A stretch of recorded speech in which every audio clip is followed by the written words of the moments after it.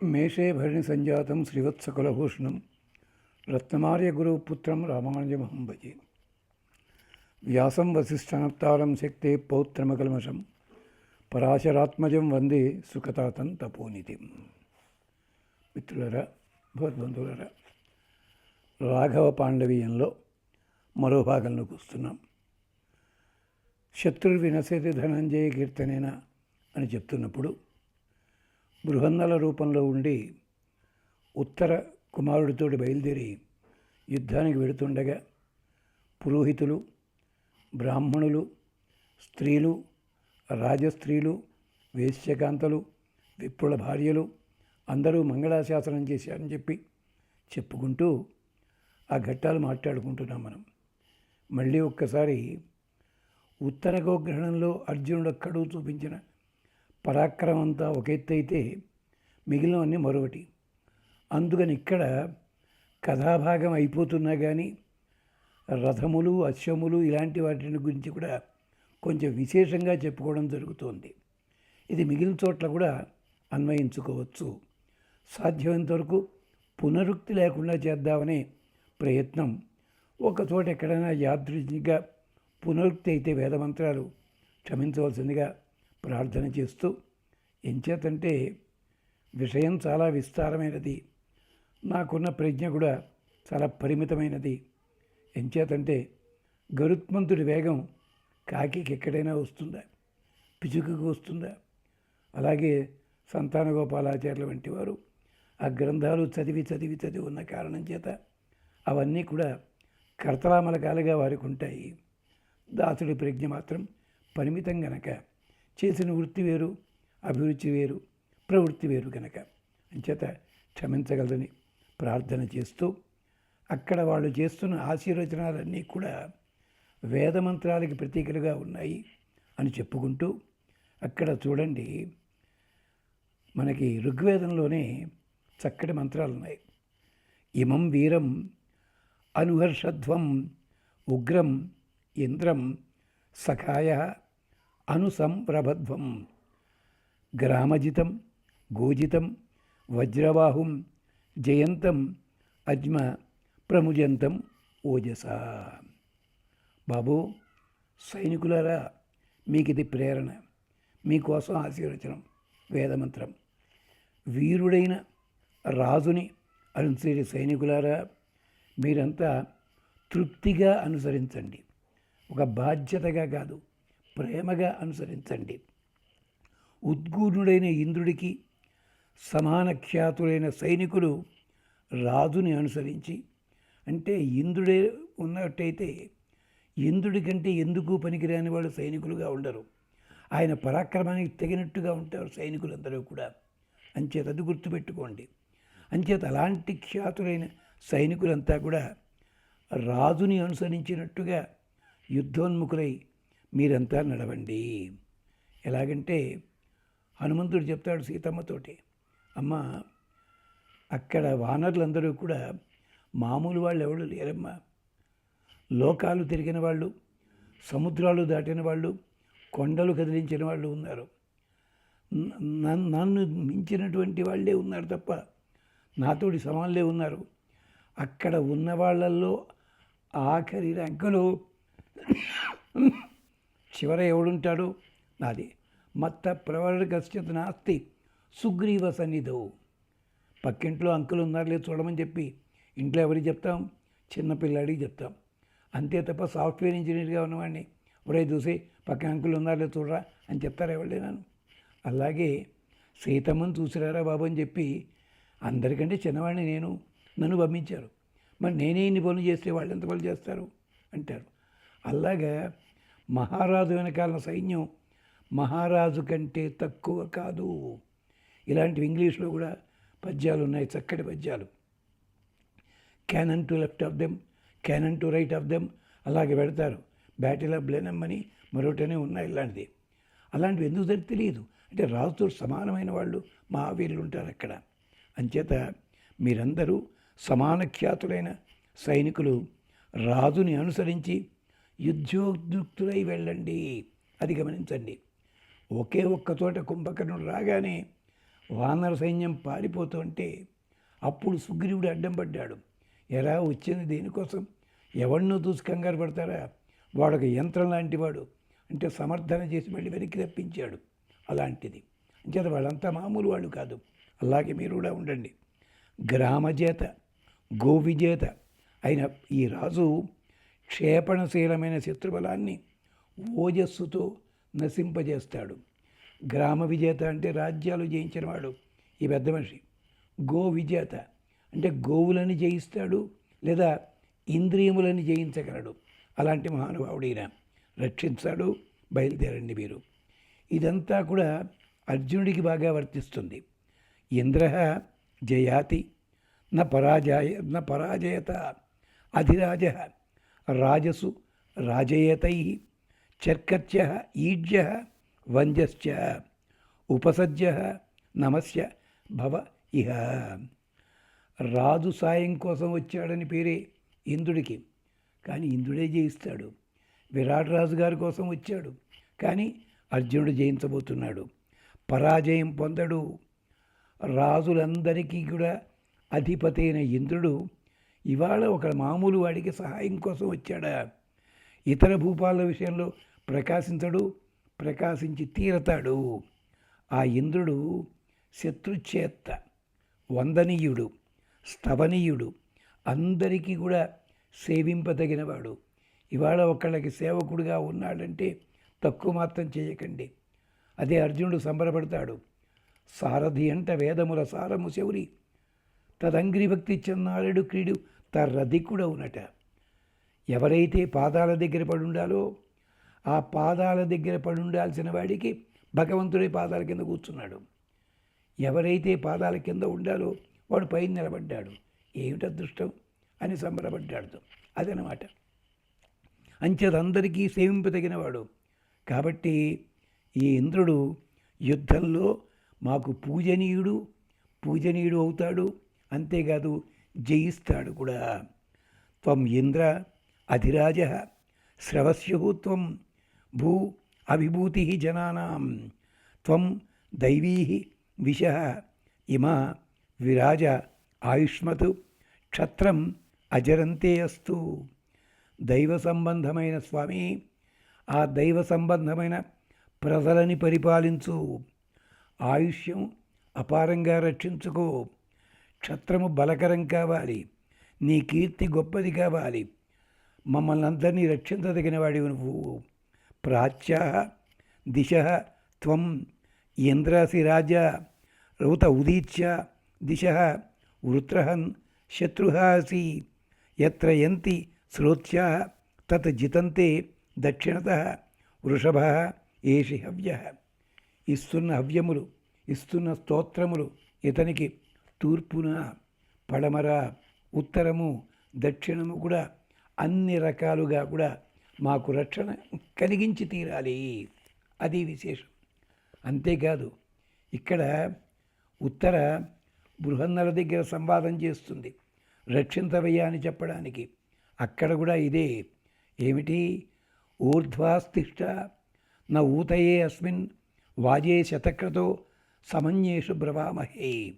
బాబు, ఈ ప్రకృత సంగ్రామంలో నీవు మాకు రక్షణగా ఉండి ఉన్నతుడిగా ఉండాలి, ఉత్సుకుడివి కావాలి. అంతేకాదు అన్యేషు సంబ్రవామహే. ఇతర విషయాలని గురించి తర్వాత మాట్లాడుకుందాం. ముందు మాత్రం యుద్ధంలో సహాయపడు మా అన్నయ్యకి. యోగే యోగే తవస్తరం వాజే వాజే హవామయే సఖాయ ఇంద్రమూతయే. ఇది ఇంతకుముందు చెప్పుకున్న మంత్రమే.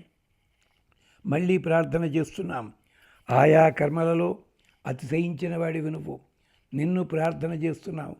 నువ్వు మాకు రక్షణ కలిగించు.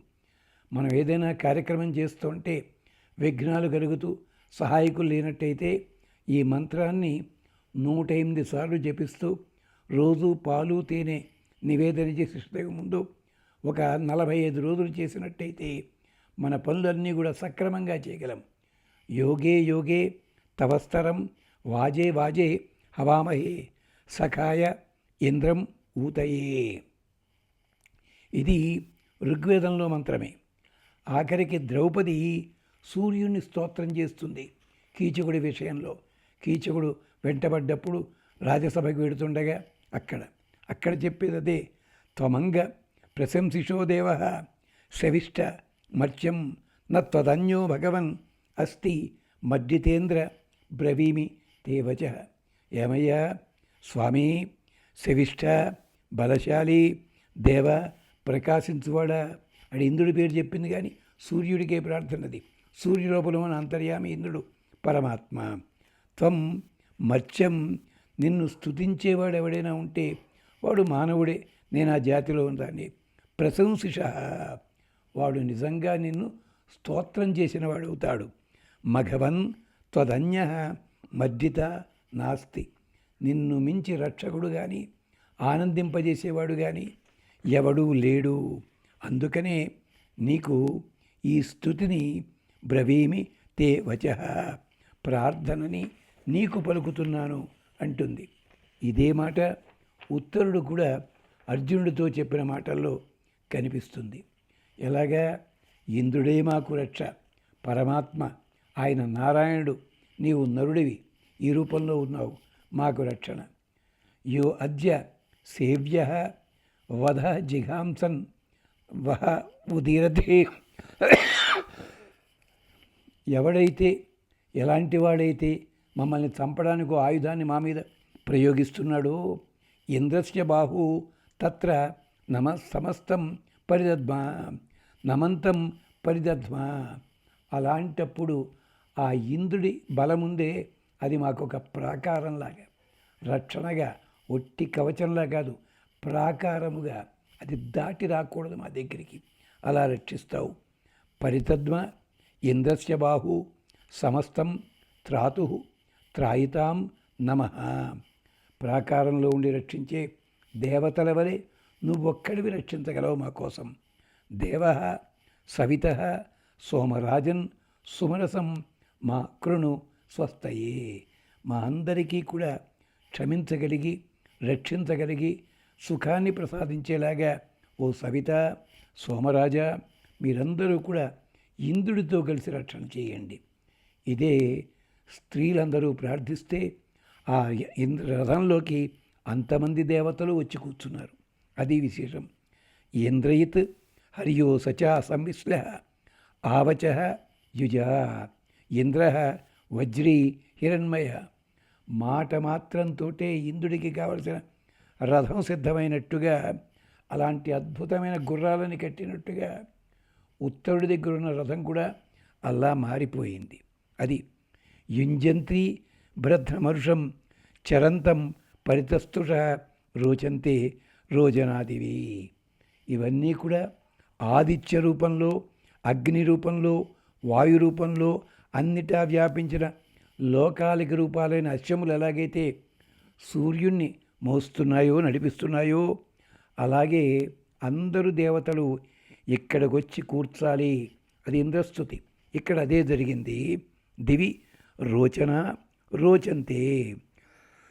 ఆఖరికి అక్కడ రథాల మీద ఆకాశంలో ఉండే నక్షత్రాలే ఇక్కడ రథాల్లా మారాయి.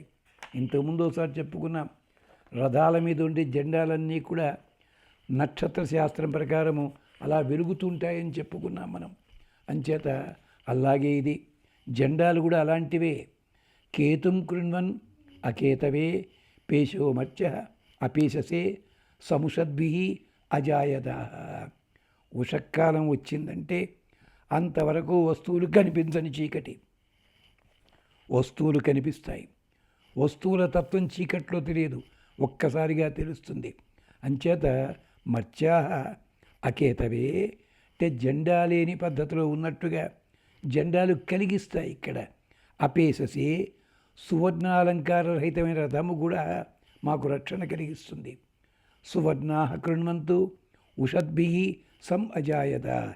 జ్వాలా సదృశములైన సూర్యరశ్ములన్నీ కూడా మా మామూలు రథాలని వెలిగించేస్తూ ఉంటాయి. అది పరమాత్ముడు వెలిగే ముచ్చట కలరే అంటారు. పరమాత్ముడు అసలు కనిపిస్తే ఇలాగే వస్తాయి అన్నీ కూడా. అలాగే అశ్వము యొక్క గొప్పతనము, రథము యొక్క గొప్పతనము, ఇతరములన్నీ కూడా చాలా గొప్పగా చెప్తూ చెప్పుకునే ముందు ఒక్కసారి బాణాలని విశేషం చెప్పుకుందాం. విరాట పర్వంలో శ్లోకాలు ఉన్నాయి. ఒక 10-15 ఆ శ్లోకాలకి తాత్పర్యం చూసుకుందాం. ఇమం మాహింసీహి ద్విపాదం పశూనాం సహస్రాక్ష మేధ ఆచీయమాన. బాణములకి కూడా ప్రార్థన. శత్రువుని బాణం ప్రయోగిస్తున్నాడు. చటుకున బాణం తప్పి వెళ్ళి పశువులకు తగిలితే అర్జునుడు ఒకసారి భగదత్తుడన్న వాడి మీద బాణం ప్రయోగించాడు. అనుకోకుండా ఒక పక్షి ఆకాశంలో ఎగురుతోంది. ఎగురుతున్న పక్షి పక్షికి ఈ బాణం తగిలింది. దాని పొట్ట చీలుకుపోయింది. దాంట్లో 4 గుడ్లు కింద పడ్డాయి. ఈ లోపల బాణము పక్షికి తగిలిన కారణం చేత బాణము దిశ మారి భగదత్తుడికి తగలాల్సింది భగదత్తుడి ఏనుగు మెడలో ఉన్న గంటకి తగిలింది. గంట తెగి గాలికి ఎగిరిపడింది. ఎగిరిపడ్డంలో ఇంతకుముందు పక్షి కడుపు నుంచి 4 గుడ్లు ఉన్నాయి కదా, కింద పడితే అంతకుముందే భీముడి చేతిలో మరణించి చచ్చిపోయిన ఏనుగుల గుంపు ఉంది. ఒక ఏనుగు మాంసం మీద పడ్డాయి. ఆ 4 కూడా చంటి పిల్లలకి బెర్త్ మీద పడ్డట్టుగా ఈ గంట వచ్చి వాటి మీద బోర్లించినట్టుగా పడింది. ఇది జరిగిన పని. యుద్ధం అంతా అయిపోయింది. ఇంకా శవాలు ఏం తీయలేదు. ఒక మహర్షి అటు పక్క నుంచి పోతుంటే కిచకిచకిచ సౌండ్ వస్తుంది. ఏమిటా అని చూస్తే ఈ మాంసం ముద్ద మీద ఉంది. శిష్యుడు కష్టపడి ఆ గంట పైకెత్తితే 4 పక్షులు ఉన్నాయి ఇక్కడ. ఆ పక్షులు ఆశ్చర్యపోయి, ఋషికి చాలా ఆశ్చర్యపోయాడు. తమాషా అనిపించి ఆ పక్షులను తన ఇంటికి తీసుకుని వెళ్ళాడు. ఆశ్రమానికి ఎదిగాయి. వాటికి మానవ భాష వచ్చింది. అప్పుడు అడిగాయి పక్షులు, స్వామి, ప్రాణం పోవాల్సిన దశలో తల్లిని పోగొట్టుకున్నాం, మేమంతా బతికించావు, రుణం తీర్చుకుంటాం అంటే అప్పుడు చెప్పాడు ఆయన, నాకు అవసరం లేదమ్మా, మీకు చక్కటి జ్ఞానం వచ్చింది. ఇక్కడున్న కారణం చేత హిమాలయ పర్వతాల్లో ఫలానా గుహ ఉంది, ఆ గుహ లోపల ఉండండి. మీరు మీ దగ్గరికి 4 ధర్మ సందేహాలతో ఓ మహానుభావుడు వస్తాడు. అతనికి ధర్మ సందేహాలు తీర్చండి. ఆయన ఎవరు? విదురుడు వస్తాడని చెప్పాడు. అగో ఆయన కోసం చెప్పిన పురాణమే మనకి మార్కండేయ పురాణము. ఈ 4 పక్షులు చెప్పింది. ఆ తర్వాత చూసుకోండి సరదాగాను. అవి దివ్య పక్షులవి, దివ్య పుంఖము కలిగినవి అన్నమాట. అది విశేషం. అలా ఉంచండి దాన్ని. అలాగా ఈ బాణములన్నీ కూడా ఇమం మాహింసీహి ద్విపాదం పశూనాం.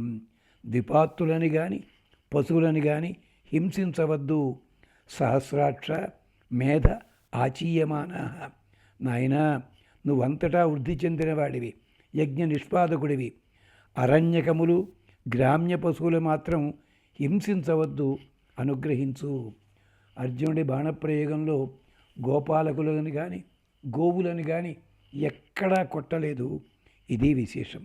అంతేకాదు ఈ రథానికి ఉన్న గుర్రాలకి రక్షణ కలిగించు నువ్వు.